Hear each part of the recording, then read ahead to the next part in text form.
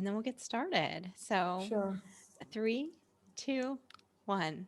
Hey, everybody. I want to introduce you to Jyotsna. She is an author success coach, and she helps people and entrepreneurs specifically like figure out just how to navigate this whole idea of writing a book. And I'm of the belief that most of you have a book in you. I know I do. And Jyotsna is going to help us today just figure out how to navigate all the different decisions. So, welcome, and thank you so much for being here. Thank you so much, Laura, for having me on your show. Yeah, absolutely. So, when many people I know, a lot of my clients have commercially published books, and many people are thinking about self-publishing their book. And I think the whole idea of self-publishing is fairly new. I think most people wanted to get, Hmm. 10 years ago, they just like, I just want a book deal, Yeah, And so, why would somebody even consider self-publishing versus commercially publishing their book? great question to start off, Laura.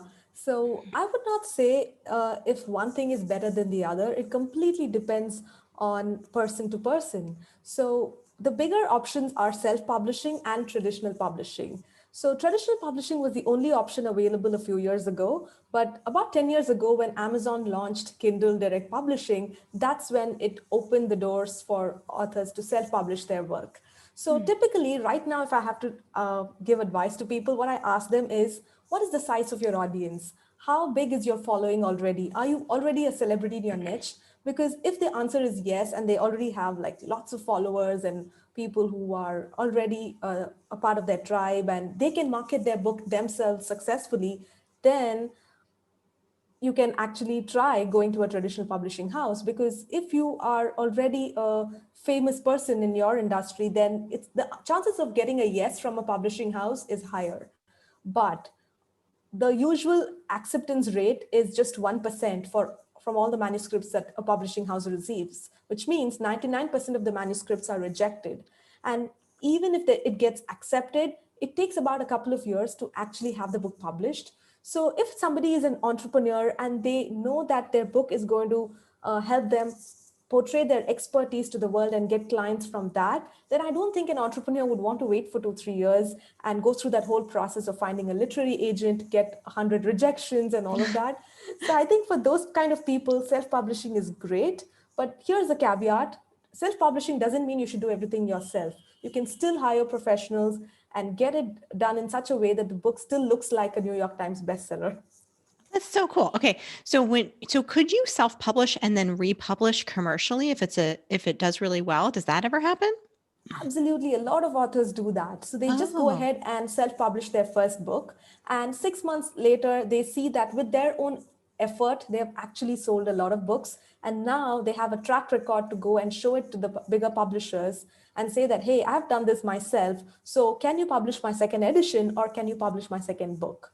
So that's Ah. an option that's there. But in spite of that, the reason why somebody would do that is for a couple of reasons. To be associated with a big brand name like a HarperCollins or a Penguin Random House, that is quite exciting for a lot of people. And some people just like to see their books in an airport bookstore. So these are the couple of reasons: distribution and brand name. If that is a big thing, then traditional publishing is something that one can consider. But otherwise, if you really care about the money and doing the marketing yourself, then self-publishing is always better, because hey, Amazon gives you 70% royalties on the ebook, whereas a publisher would give you 7%, and that is a huge Oh. difference.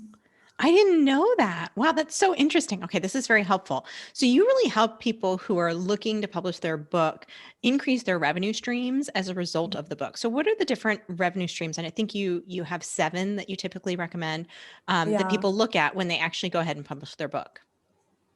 absolutely. So what I'm going to tell right now is typically for authors who are writing a nonfiction book based on their expertise. It could be a self-help book, it could be a business book. So for such authors, the royalty that you get from Amazon or any other marketplace is just one of the revenue streams, and that could just be the tip of the iceberg. So the first one is the money that you make from your book, which is not just the ebook. Also consider the paperback, the hardcover, and the audiobook versions. All of these could be different revenue streams by themselves, but let's just put them all together as royalties. So that's the first revenue stream. The second one could be the low hanging fruit, which is coaching and consulting. Because if you're an expert, it's easier to just have a one on one client and give that value and help them using the same stuff that you've taught in the book. See, the book will tell you what to do, but for people to actually take the action, they need a coach. So that could be the second revenue stream. The third one is something that you teach a lot of people, Laura, which is online courses, membership sites, communities. So this is where it's one to many rather than one on one. But it's the same expertise again. That's the third one. The fourth one could be a done for you service. If you're teaching social media marketing, you can actually do it for your client. If you're teaching copywriting, you can do it. Like what we do at Happy Self Publishing, we actually do the whole stuff, the whole process of publishing for our clients. So that's a done for you service that can also be another revenue stream. The next one, I think we're on the fifth one, right? So Yeah. this could be products. So to start off, an author can just recommend affiliate products. Like if I'm a yoga expert, I can just have my top 5 yoga mats and link them up to Amazon, and that could be a good revenue stream. Or later down the line, I can create my own line of products. So that's another good one. The sixth one is speaking. In spite of the COVID-19 situation, professional speakers are finding their way to speak on big stages, though that is still online. So that speaking can be a big one. And the seventh one could be doing online and offline later summits, which could be seminars, workshops kind of model, which basically any kind of event where you can create that experience for your readers. So these guys would have first found you through your book as readers, but slowly they get to know more about all the other things that you have to offer, and they may end up at your event. So these are the 7 revenue streams that I recommend for authors. That's so cool. So in terms of the customer journey, let's map this out. People read your book, and then how do you bridge that gap from actually reading the book to becoming a customer of your online program or coaching or Yeah. consulting or expert services?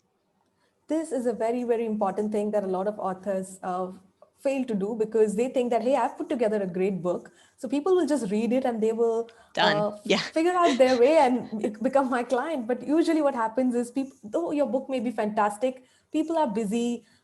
They will just forget about you after they read the book. Very few people will actually Google and find out about you and reach out to you. So for the authors to be proactive, what I suggest is have a fantastic, irresistible lead magnet inside the book. Because Amazon is not going to tell you, even if you sell 1 million copies, you will not know who are the readers. You will not get their name and email IDs. So it is the author's responsibility to give away something for free. It could be a simple downloadable PDF, like a checklist or a cheat sheet, or maybe a 3-part video course or something of that sort, which can be of higher value, which could be the next logical step for the reader. It could even be an assessment, something cool that the reader feels like clicking and going to that landing page, giving their name and email and signing up. And they kind of become a part of your ecosystem once they do that.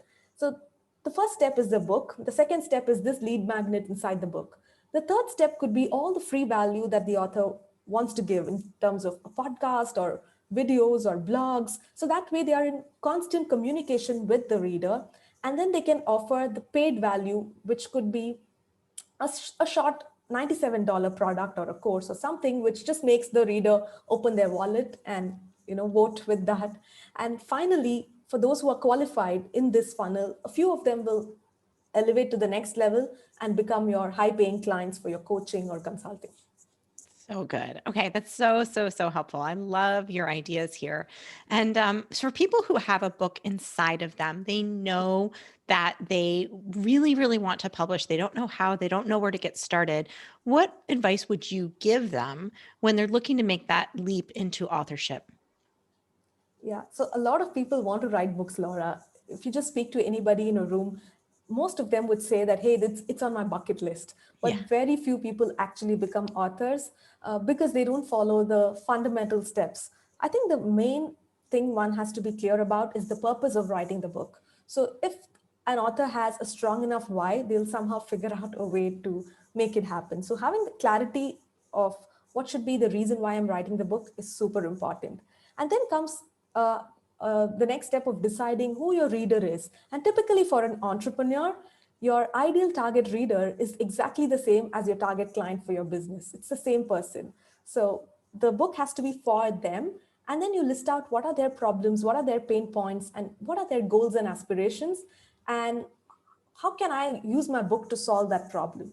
So that way, arriving at the topic is super important. And here is the hack that I tell a lot of my clients.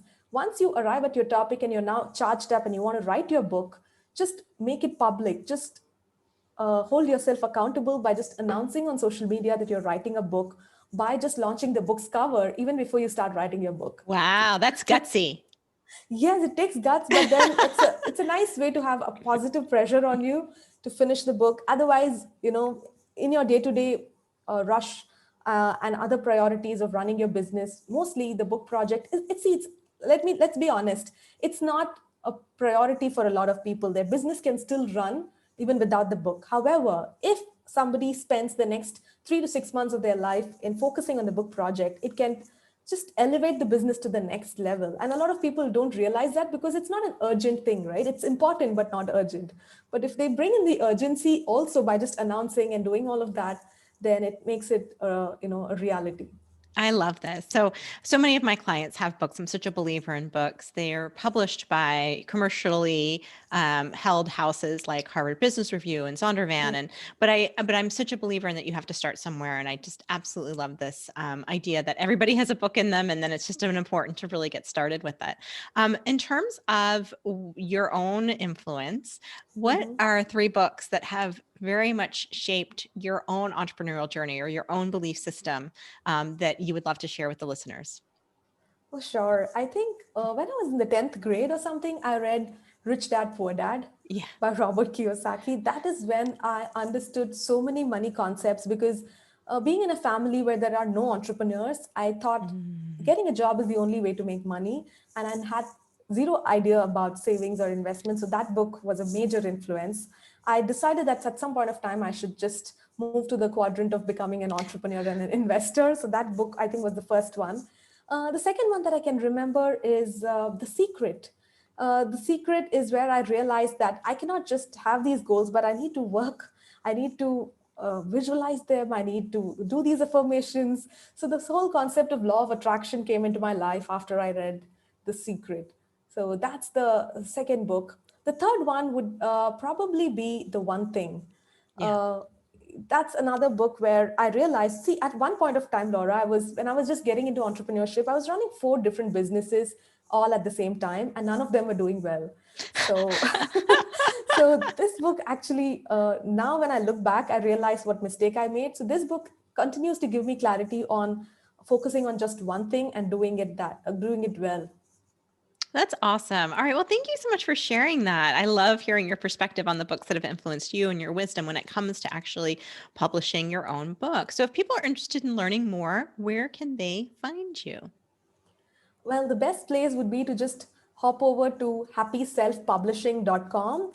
That's my agency where we help authors to self publish. And I have a cool tool for all the listeners who are probably thinking, should I write a book now? So you can just check out this assessment called the Author Success Scorecard. By just answering 15 simple questions, you'll get your author success score. And that tells you what's your probability of becoming a successful author. So go check it out.